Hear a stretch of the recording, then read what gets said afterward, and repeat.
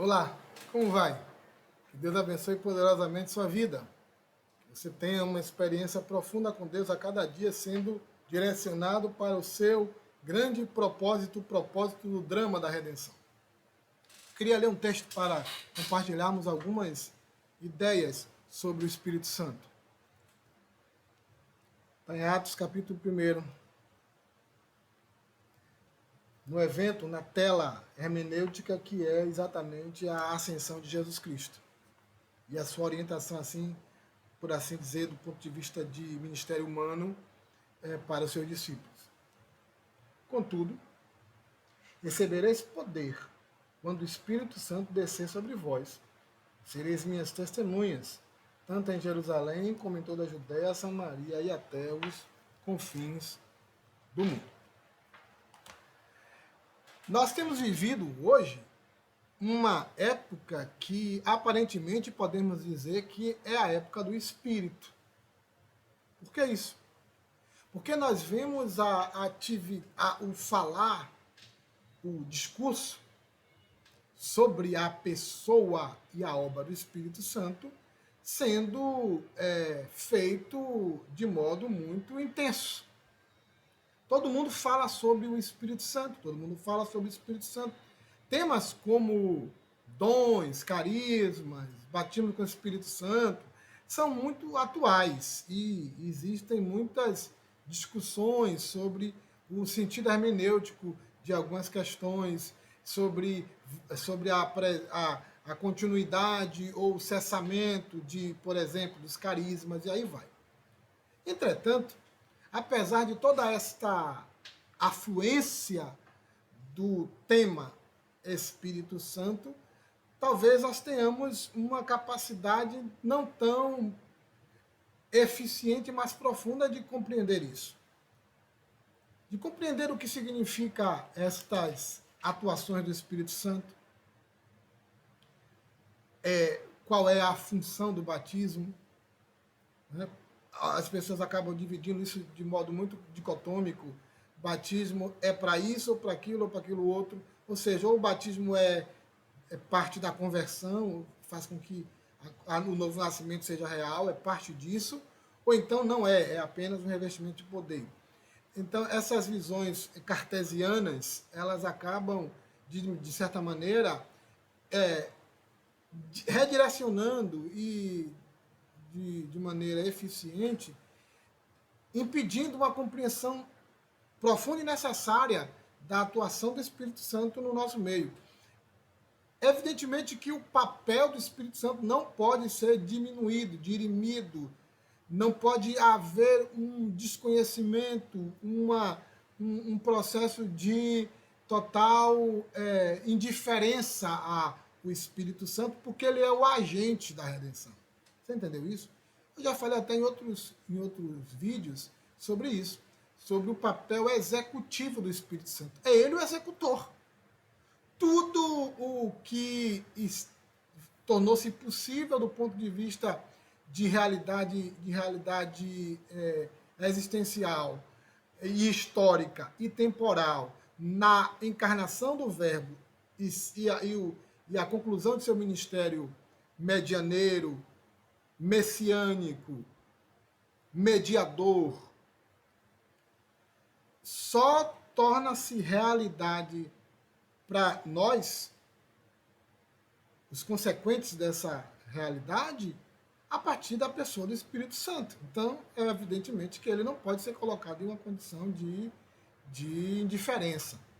Entretanto, dependendo de como nós trabalhemos isso, dependendo de como nós abordemos essa questão, sim, o seu trabalho pode ser redirecionado, reconceituado, e aí, então, nós, de fato, não teríamos uma assertiva, do ponto de vista da palavra, que é o instrumento do Espírito, que vai ser usado pelo Espírito para fazer essa relação conectiva, esse nexo causal, por assim dizer. Então, efetivamente, essa redireção, essa nova lente, vai atrapalhar, sim, com certeza, aquele trabalho que o Espírito vai fazer através de sua palavra poderosa que gera essa transformação matricial dentro de nós. Atos 1,8 diz que o Espírito Santo seria dado para que nos tornássemos testemunhas. Eu vou reler esse texto. Atos, capítulo 1, versículo 8. Contudo, recebereis poder dinamis quando o Espírito Santo descer sobre vós, e sereis minhas testemunhas, tanto em Jerusalém como em toda a Judéia e Samaria, e até os confins da terra. Aqui vocês notam que Jesus deixa claro qual era a função do Espírito Santo: nos tornar testemunhas. Você entendeu isso? Qual é o trabalho do Espírito Santo preliminar? Nos tornar testemunhas. Qual é o trabalho e o ministério do Espírito Santo meritório? Nos tornar testemunha. Qual é o que determina, qual é o telos da atuação do Espírito Santo em nossa vida pós-novo nascimento? Nos tornar testemunhas. Você entendeu o que eu quero dizer? O trabalho do Espírito Santo é só esse. Glorificar a Jesus, e tudo aquilo que é dito por Jesus na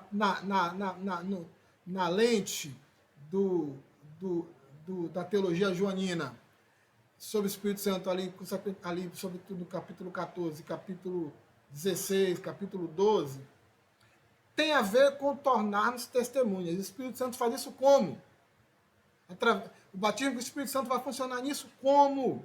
Primeiro, o batismo do Espírito Santo vai funcionar inicialmente nos inserindo no corpo de Cristo. É exatamente disso que Paulo está falando lá em 1 Coríntios 12, quando ele diz que nós somos batizados em um só corpo. Ali ele está falando dessa atuação do Espírito Santo que inicialmente nos insere no corpo de Cristo, e só esse batismo do Espírito pode nos fazer realmente pertencentes ao corpo de Jesus, partícipes do seu reino e membros do seu corpo místico, espiritual e poderoso. E no segundo momento, vocês notam que eu falei não tempo, eu falei momento. Porque, por exemplo, nós temos um hermeneuta que vai falar sobre isso, vai tentar fazer esse problema, que é o Craig. O Kevin Craig vai falar de 2 batismos com o Espírito. Né? Ele já tenta, provocado por essas acepções hermenêuticas, ele tenta conciliar. Mas eu vou mais longe.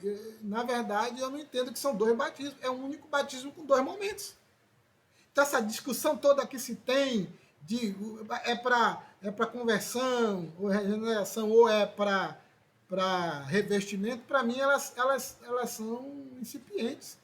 Elas são, na verdade, fátuas. Elas não são, para mim, elas não descrevem exatamente o que a Escritura e as tradições vão apresentar sobre o batismo do Espírito Santo a partir de ótica. Então a questão não é tempo, não é de posição, digamos assim, teológica, mas sim de experiência perceptiva do momentum. A questão não é posição, mas é momentum. Primeiro momento, corpo.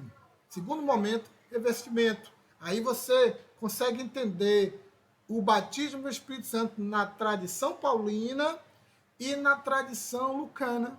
Então você consegue entender essas 2 questões. E é importante demais compreendermos que isso é parte do batismo com o Espírito Santo.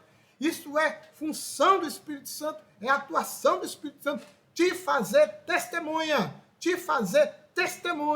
para este mundo em trevas, carente absolutamente desta luz que vem pelo Espírito, nos tornando um tacho, um farol, uma referência. Nós precisamos muito disso. Não de cruzadas, mas de sermos referências como testemunhas do Senhor. Deus lhe abençoe.